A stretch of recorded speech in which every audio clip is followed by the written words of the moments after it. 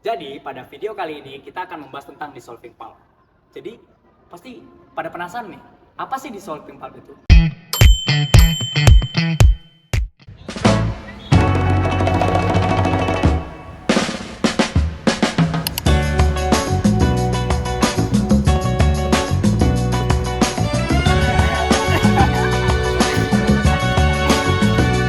In this night, a starry sky, my baby told me with a sigh, saying words that came across as a doubt. I reassured that every day my love is strong and gently placed in your heart is shown I can't live without. Every mountain, every sea can never stray a bird in me, no matter the state of space and time. Keep us close and keep us dear, not just today, but every year. Assalamualaikum warahmatullahi wabarakatuh.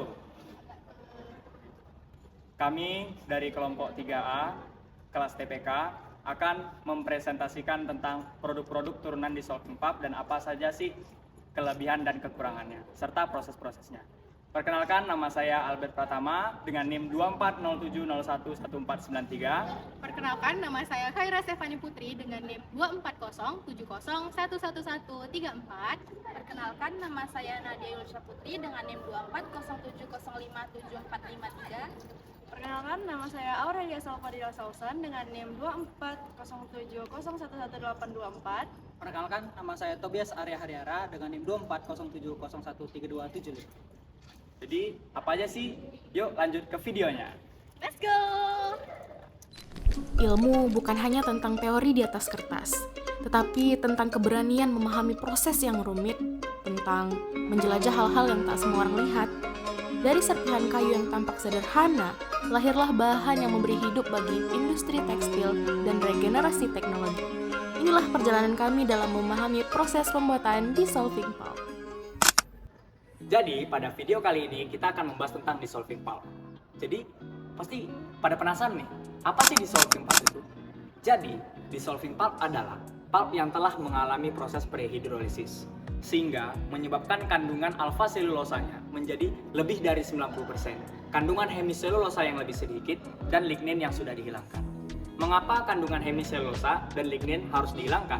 Karena kita membutuhkan selulosa, alfa selulosa yang lebih kuat tarikannya daripada hemiselulosa. Dan lignin juga harus dihilangkan karena kita membutuhkan pulp yang putih sehingga tidak mengganggu pada tahapan selanjutnya. Jadi guys, jenis dissolving pulp ini ada banyak kali turunannya. Apa aja sih? Ada viskos, ada modal, ada lyocell, ada selulosa nitrat, selulosa asetat, CMC, dan sebagainya. Jadi apa-apa aja sih guys karakteristik dan bagaimana pembuatannya? Check it out. Jadi produk turunan pertama dari dissolving pulp adalah viskos. Jadi bagaimana sih cara pembuatan viskos? Pembuatan viskos ini memiliki banyak sekali tahapan. Kita mulai dari tahap pertama, yaitu proses pulper atau pulping, di mana kayu itu akan dipulping secara proses untuk membuat dissolving pulp dengan perbandingan 89:11, di mana 89-nya ini hardwood dan 11-nya ini softwood. Komposisi ini ditujukan untuk membuat viskos dengan karakteristik yang baik atau bagus. Proses pembuatan viskos diawali dengan proses alkalisasi, di mana selulosa itu direaksikan dengan NaOH untuk menciptakan alkali selulosa dengan konsentrasi beragam. NaOH yang digunakan ada strong lye 25%, step lye 18%, mixer lye 9%, dan dissolving lye 1,5%. Tahapan yang kedua yaitu pressing, di mana tahapan ini berfungsi untuk mengurangi kadar NaOH yang terhadap pada pulp, di mana dari awalnya kadar NaOH pada pulp ini 18-25% dikurangi menjadi sekitar 15%-an saja. Kemudian setelah di pressing, pulp akan berbentuk lembaran, sehingga kita akan masuk ke tahap selanjutnya yaitu tahap shredding, di mana pulp yang berbentuk lembaran tadi sekitar tebal 2 cm akan kita hancurkan untuk ke proses selanjutnya jadi lebih baik. Tahapan selanjutnya yang keempat aging, di mana alkali selulose akan didiamkan di dalam maturating drum dengan suhu 50 derajat Celcius selama 5-6 jam dengan tujuan depolimerisasi. Tahapan yang selanjutnya yaitu proses cooling, di mana proses cooling ini suhu akan diturunkan menjadi 30 derajat sehingga proses depolimerisasi itu berhenti agar fiber atau selulosa tidak terdepolimerisasi secara berlebihan. Kita lanjut ke tahap selanjutnya yaitu santasi, di mana pada tahapan ini alkali selulose yang sudah dimatangin di proses aging itu bakal kita reaksikan dengan CS2. Alkali selulose ditambah CS2 akan menciptakan selulosa santan, di mana selulosa santan ini berwarna seperti madu guys, kayak orang-orang gitu. Lalu setelah proses santasi, yang dimana proses santasi ini dilakukan pada suhu 31 derajat selama 40-45 menitan, di mana CS2 yang digunakan yaitu sebanyak 220 kg. Setelah proses santasi, kita akan lanjut ke proses selanjutnya yaitu dissolution atau dissolving, di mana pada dissolution ini kita akan lakukan pada dissolver tank dengan suhu 16 derajat karena penambahan chiller water, kemudian ditambahkan juga dissolving lain yaitu NaOH 1,5%. Tujuannya untuk menurunkan konsentrasi dan melarutkan selulosa santan agar konsentrasinya lebih menurun atau lebih encer. Selanjutnya yaitu proses screening, di mana proses screening ini bertujuan untuk menyaring selulosa santan yang sudah dilarutkan agar menghilangkan pengotor dan memastikannya tidak ada reject pada proses selanjutnya sehingga menciptakan viskos dengan kualitas terbaik. Nah, turunan dissolving pulp selanjutnya itu ada modal, di mana secara keseluruhan proses pembuatan modal ini hampir sama dengan viskos, tetapi ada satu tahapan yang tidak dilakukan, yaitu tahapan ripening, di mana tahapan ripening ini sangat berpengaruh pada derajat polimerisasi. Karena modal ini tidak menggunakan tahapan ripening, jadi dia derajat polimerisasi modal ini lebih tinggi daripada viskos, di mana yang menyebabkan adanya beberapa kelebihan modal dibandingkan viskos. Yang pertama dapat kita ketahui ketahanan airnya, si modal ini lebih tahan daripada viskos yang menyebabkan modal lebih kuat saat basah dan elastis, sehingga modal ini lebih tahan pencucian dan penyusutan dibandingkan dengan viskos.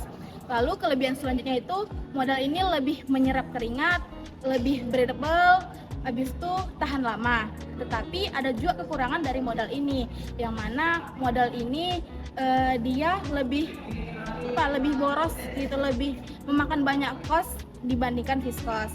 Lalu dapat kita lihat dari segi life cycle analisisnya, modal ini lebih ramah lingkungan dibandingkan viskos karena pada proses pembuatannya modal ini menggunakan sedikit NaOH, tetapi dia juga tetap menggunakan CS2. Dan CS2-nya itu tidak terrecovery 25-30%. Lalu dari segi beban toksik, modal ini 100 kali lebih sedikit dibandingkan kapas. Bisa kita lihat juga dari segi penggunaan air. Nah, penggunaan air pada proses pembuatan modal ini 10-20 kali lebih sedikit juga dibandingkan kapas.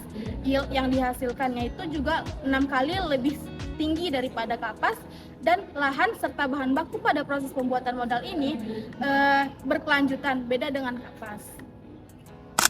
Selanjutnya ada non-woven.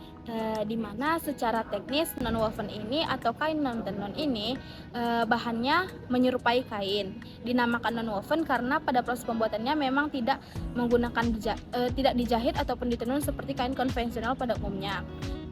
Kain non-woven ini terdiri dari serat panjang dan serat pendek yang diikat menjadi satu melalui serangkaian proses kimiawi dan mekanis.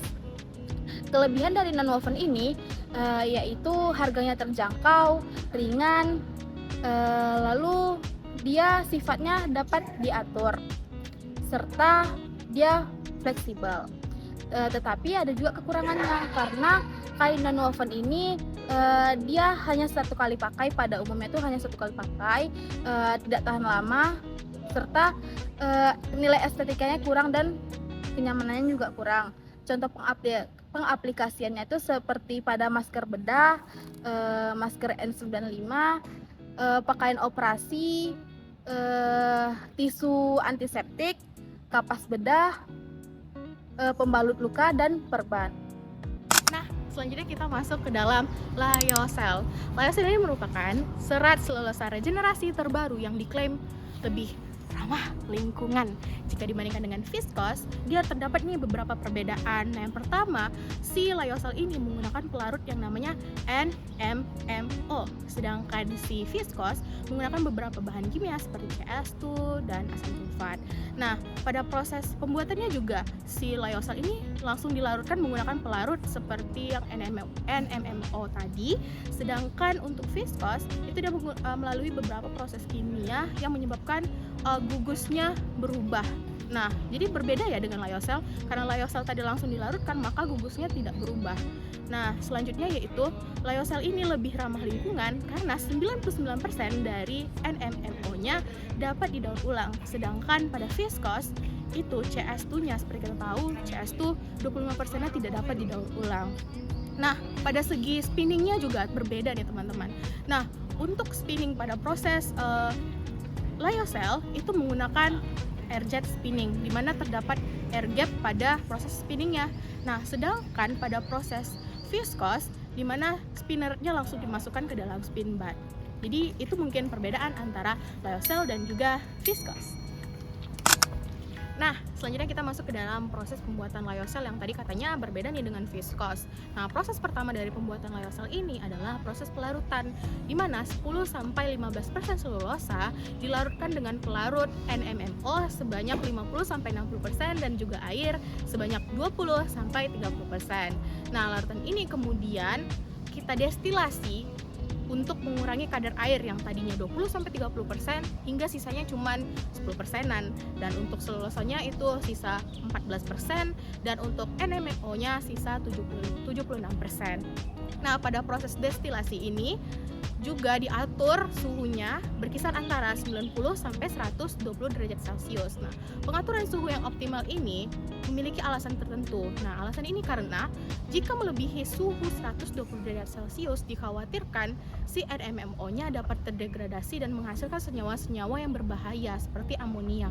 Nah, itu sangat tidak diinginkan pada proses pembuatan lyocell ini. Makanya suhu sangat dijaga agar tetap pada rentang optimal 90 sampai 120 derajat Celcius. Nah, selanjutnya kita masuk ke dalam proses dry wet spinning. Nah, proses ini tadi kan berbeda nih dengan viskos. Kalau viskos dia spinnernya langsung masuk ke dalam spin bath. Nah, kalau untuk si lyocell ini ada alat yang namanya air jet spinning. Nah, pada air jet spinning ini terdapat air gap yang dimana air gap ini berfungsi untuk menghasilkan orientasi serat yang baik yang nantinya berpengaruh terhadap kekuatan serat. Nah, lalu juga untuk men-stretching serat agar seratnya juga semakin kuat. Nah, setelah dari proses spinning tadi, selanjutnya masuk ke dalam coagulation bath. Pada coagulation bath ini terdapat air dan juga sedikit NMMO. Nah, penambahan sedikit NMMO ini berfungsi agar tidak terjadi osmosis shock. Nah, selanjutnya pada coagulation bath ini terjadilah regenerasi selulosanya, di mana terjadi osmosis yang NMMO yang terdapat dalam serat keluar lalu bergabung dengan air yang ada di dalam coagulation bath-nya. Mungkin itu proses-proses yang berbeda dari proses pembuatan viskos. Nah, selebihnya itu proses lanjutannya sama seperti proses pembuatan viskos yang sudah dijelaskan pada langkah-langkah sebelum tadi. Nah, lyocell ini memiliki kelebihan di mana seratnya itu lebih kuat, apalagi pada saat basah. Seperti kita tahu, pada viskos itu seratnya lemah pada saat basah. Hal ini disebabkan karena derajat polimerisasi pada lyocell itu lebih tinggi, karena pada proses pembuatannya dia tidak melalui santasi, ripening, ataupun proses-proses yang dapat mengurangi derajat polimerisasinya. Jadi seratnya lebih kuat gitu. Nah, selain itu, karena dia nggak menggunakan CS2 juga, jadi dia lebih ramah lingkungan nih. Jadi ini merupakan terobosan terbaru yang sangat bagus dan diharapkan dapat berkembang terus pada industri-industri tekstil. Nah, sekarang kita membahas selulos nitrat. Bagaimana sih cara memperolehnya? Secara simpelnya, selulos ditambahin dengan nitrat. jangan lupa H2O4 sebagai katalisnya. Produknya ini sangat unik dan sangat berguna. Kenapa? Jika kadar CN atau selulose nitrat ini sekitar 10,8 sampai 12,6, itu bisa buat jadi selulos, terus bahan film, dan lacquers atau varnish. Dan jika di atas 12,6%, itu bisa dibuat jadi bahan peledak. Kata kunci dari selulose nitrat ini adalah DS. Apa sih DS itu? DS itu adalah derajat substitusinya. Jadi derajat substitusinya atau banyaknya gugus hidroksil OH dalam selulos itu digantikan dengan nitrat atau ONO2. Jadi semakin tinggi DS atau derajat substitusinya itu, tentunya nitrat yang melengket itu semakin banyak. Apa sih efeknya? Selulose nitrat itu semakin elastis atau gampang melengkung, tapi sekaligus semakin getas. Dan juga kekuatan tariknya itu semakin menurun. Nah, sekarang kita akan membahas selulose asetat atau termoplastik. Di sini ada perbedaan proses, yaitu proses esterifikasi. Jadi kira-kira apa sih perbedaan lain antara selulose nitrat dengan selulose asetat? Selulose nitrat itu adalah selulose yang direaksikan dengan nitrat, dan selulose asetat berarti selulose yang direaksikan dengan asetat. Di sini ada perbedaan proses, yaitu ada perbedaan proses hidrolisis dan netralisasi. Di selulose asetat ini ada terjadi proses hidrolisis karena selulose asetat itu dia seperti dibilas dengan air untuk mengatur kadar si asetat dalam selulose asetat ini. Jadi jika ingin kadarnya itu tinggi berarti tidak terlalu intens, dan jika ingin rendah berarti intens hidrolisisnya. Terus ada netralisasi. Kan kondisi di sini asam, berarti ditambahin sesuatu agar netral. Senyawa yang ditambahin adalah kalium. Nah, di sini antara selulose asetat dan selulose nitrat ada persamaan, yaitu gugus hidroksil yang maksimum yang bisa disubstitusikan itu adalah 3 gugus hidroksil. Yang terakhir ada CMC, chloromethyl cellulose. Nah, CMC ini berbahan baku ada selulose, NaOH, dan monoklorosimetil acid atau yang biasa disebut MCA. Jadi, prosesnya apa aja sih? Yang pertama ada alkalisasi.